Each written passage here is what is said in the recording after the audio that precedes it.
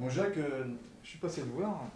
J'aurais aimé que tu me racontes un peu l'histoire du village, hein, Crève-Cœur-le-Petit. Hein, tu y es né, je crois. Bah, j'y suis né, mon père, mon grand-père. Ah, d'accord, de trois générations, vous êtes né ici. Hum, Donc tu me racontes l'histoire du village et puis ton histoire aussi, hein, ton hum. enfance, ce qui se passait à Crève-Cœur. Donc tu es né ici, à Crève-Cœur. Oui, Donc tu as été à l'école ici. j'ai été à l'école ici. Nous étions en ce moment-là 36 élèves pour une dame qui était malade. L'institutrice était malade, mais elle était formidable. Et D'accord. je crois on avait presque tous eu le Ah certificat oui, d'études. Ah oui, c'était, à part quelques-uns, mais assez minimes, mais d'accord. presque tous. Oui, oui. Alors, forcément, les grands faisaient lire les petits, hein, et puis D'accord. ça se passait comme ça se passait très très bien, quoi. Donc l'école était là où il y avait... L'école était juste en face, là, en face de la où il maison. y a la salle des fêtes maintenant.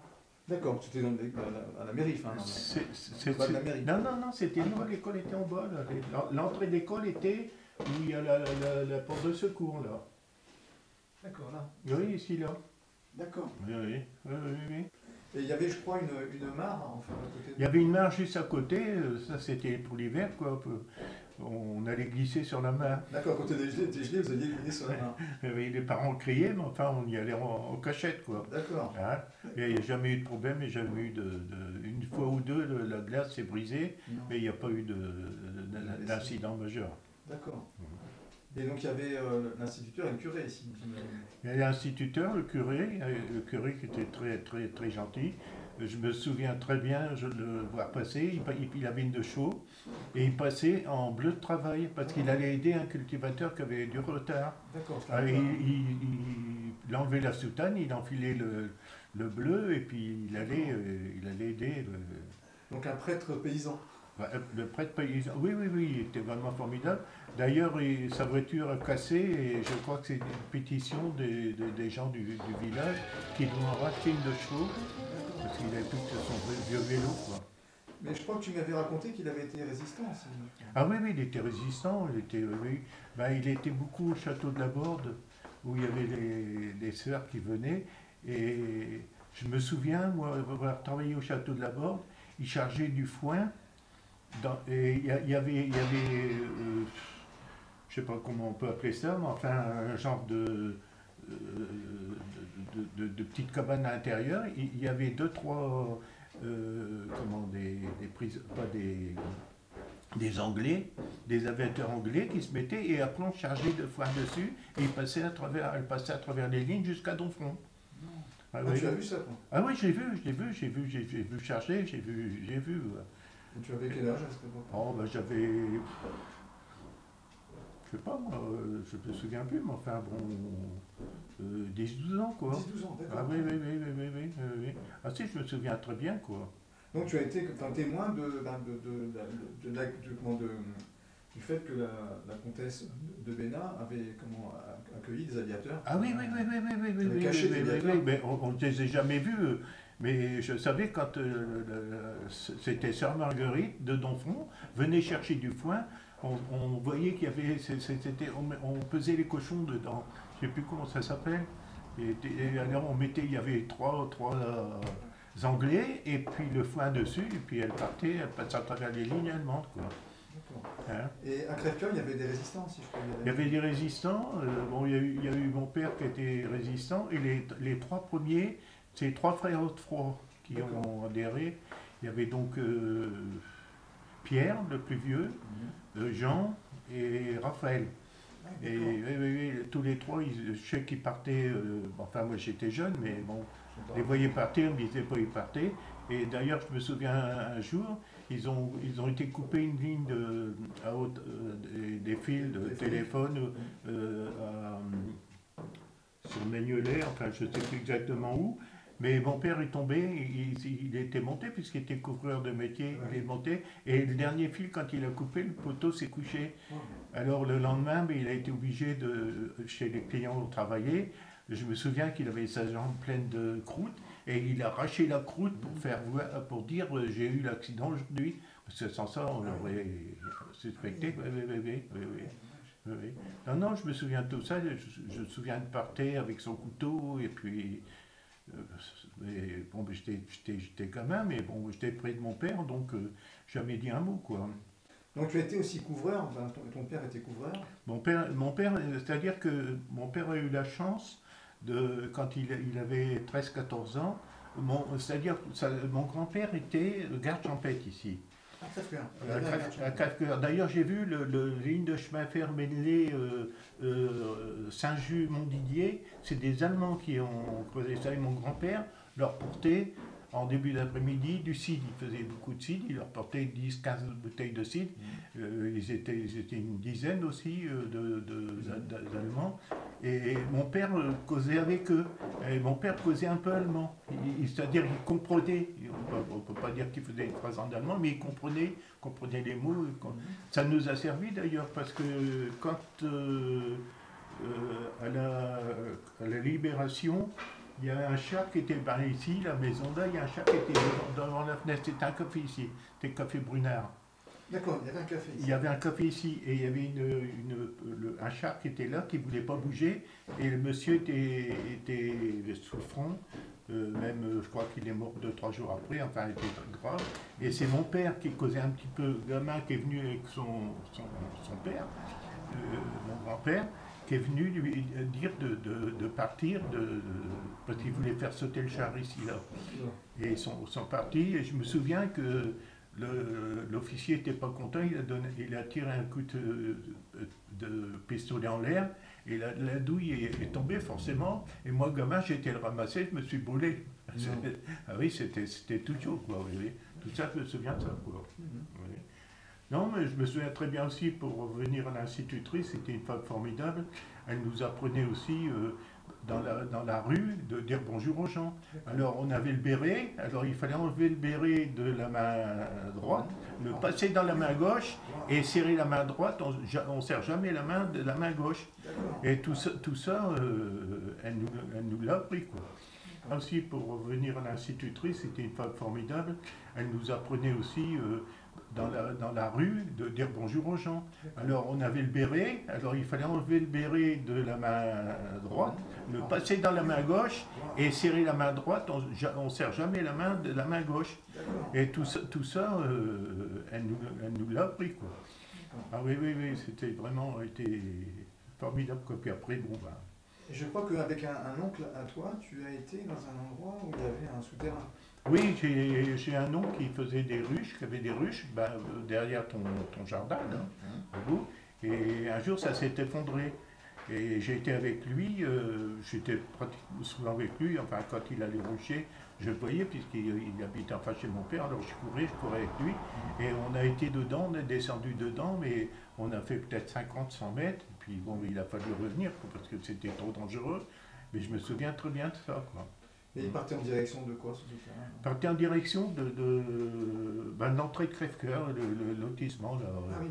Oui. Il partait un petit peu au nord et puis elle partait en est. Et je crois qu'elle devait traverser la route nationale. Elle partait sur. Je crois qu'elle allait jusque.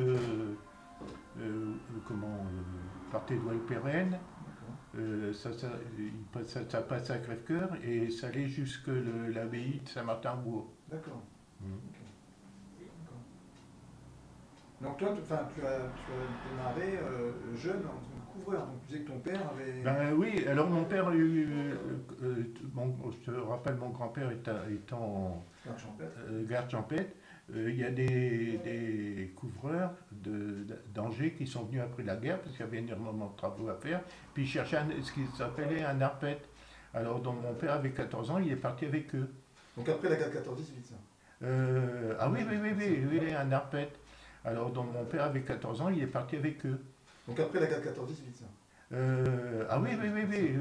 Mon père partait, il travaillait sur Amiens Est. Il partait en vélo tous les matins, il faisait 40 km il y a 14-15 ans, quoi. Puisque...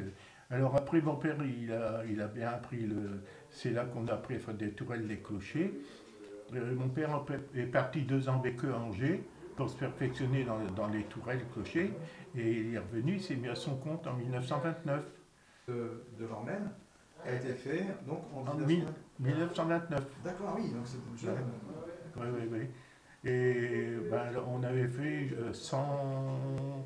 J'ai un reportage, le 104e clocher. Ah oui. Oui, on a fait beaucoup dans la Somme. Donc vous étiez spécialisé dans les clochers. Spécialisé dans les clochers, oui. D'accord. Puis après, bon, ben, il a fallu changer parce que on faisait notre échafaudage nous-mêmes. Je ne peux pas te faire voir de photos, là je n'avais pas, mais je t'en donnerai. Ah, c'est intéressant. Et on faisait notre échafaudage nous-mêmes. Mais après, il a fallu passer par des maisons spécialisées. Et nous, l'échafaudage, on coûtait, je sais pas, 3 000 euros à ce moment-là. Ça représente 3 000 euros. Et eux prenaient 15 000 euros. Donc, on n'avait plus de bénéfices. Nous, on faisait le travail pour rien, quoi. Et l'église ou l'édifice le plus impressionnant sur lequel tu es intervenu? Oh, il y en a un à Hersch, dans la Somme. C'était tout l'ossature du clocher est en béton. Et nous, on travaillait avec le bois, forcément, et on était embêtés parce qu'il a fallu faire un double échafaudage intérieur-extérieur. Mais c'est Hersch, puis on a fait l'abbaye de Saint-Martin. Ah, l'abbaye de Saint-Martin, oui, on a fait un maniage à l'abbaye de Saint-Martin, le clocher de Ménelé. Le clocher de Ménelé, j'avais 14-15 ans quand mon père me l'a fait. Et puis, puis des châteaux comme là-bas, le château de là-bas. Tout ça, Mais alors, quand tu avais 14-15 ans, ça devait être impressionnant de monter quand même. Non, ben, on n'y pensait pas. Pensais pas. Ben, tu sais,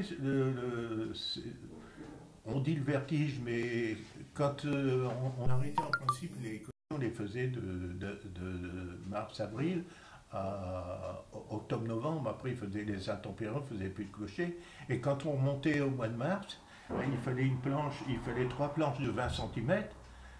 Parce que bon, puis 8 jours après, il n'y avait plus que 2, puis 15 jours après, il n'y avait plus qu'une, quoi. Hein, ça se travaille. Et alors, quand tu étais enfant, la route de Crèvecoeur était goudronnée comme maintenant? Tu l'as connue, toi? Non, elle n'était pas goudronnée. Non, au départ, dans les années 45, elle n'était pas goudronnée. Hein. Non. Et après, on a été des premiers parce que j'avais un oncle, donc un frère papa, qui travaillait, qui était, comment on appelle ça, je ne me reviens pas, enfin, pose de chaussée. Et il a tout de suite voulu faire Crèvecoeur. Alors, Crèvecoeur, on n'avait pas sans priorité. Et le château d'eau, c'est pareil, il a été fait, c'est mon oncle qui a incité à le faire, dans le bas du pays, parce que dans le bas du pays, il y aurait. Enfin, il disait que le pays serait développé vers le haut. Il avait raison. Hein. Il avait raison. Donc, toi, tu as connu le café quand il existait ici? Ah, et le café, j'ai connu ici, oui, le café. Mais très peu, mais j'ai mieux connu, il y avait un café Francière là, en face de la ferme Haute-Froid. Donc il y avait 2 cafés. Ah oui, là, le café Francière, c'est là tous les gens. Je me rappelle même un vieux, enfin, je suis vieux maintenant, il descendait avec, il habitait je sais plus, dans le coin, là, il descendait avec, il avait encore des galoches avec les lacets. Et il descendait, il lassait pas ses chaussures. Alors il buvait une pistoule, comme il appelait une goutte, il lassait une chaussure, il rebuvait la deuxième, il lassait une deuxième chaussure et puis il partait travailler. Ça, je me souviens. Donc j'imagine que dans les fermes, il y avait beaucoup d'ouvriers. Ah ben chez Hazard, il y avait 6-7 attelages de 4 chevaux. Hein. Oui. Et il y avait 150 moutons. Hein. Je me souviens du berger, c'était un biblouche, on l'appelait, c'était un Polonais. Il était formidable, on allait avec lui. Moi, comme j'aimais les bêtes, j'étais souvent dans les fermes. Mais c'est pareil, chez les Hautes-Froid, à 6-7 ans, j'y allais, on buvait, ils nous donnaient du lait. On avait notre quart et on buvait du lait au pied de la vache, quoi. Ah oui. Non, c'est des bons souvenirs, quoi. Il y avait tous les corps de métier, je crois, dans les fermes. Il y avait ce Crèvecoeur. Oui, mais il y avait charretier, premier charretier, deuxième charretier, alors c'était au pompon. Il y avait, les chevaux avaient des pompons. Alors il y avait l'attelage bleu, il y avait les pompons bleus, et puis après il y avait un signe qui faisait voir si c'était le premier chartier, le deuxième, le troisième, je me souviens plus, mais je sais qu'il y avait oui. Et alors quel type de chevaux? C'était des chevaux de trait, j'imagine? Oh, bah, c'est des gros chautrés, oui. Des boulonnais peut-être? Beaucoup de boulonnais, oui. Oui, beaucoup de boulonnais, oui. Oui. Non, il n'y avait pas de tracteur, il n'y avait pas de. Et tu te rappelles des premiers tracteurs qu'il y a eu sur Crèvecoeur? Non, je ne me rappelle pas des premiers tracteurs. Et des moissons, il y avait des moissons? Oui, alors la moisson, il faisait la moisson, et quand la moisson était finie, au dernier chariot, il y avait ce qu'on appelait le mets. Il y avait une grande branche avec des fleurs, et ils mettaient ça devant la ferme en disant j'ai fini le premier, le deuxième, le troisième. Oui, non, c'était notre vie, quoi.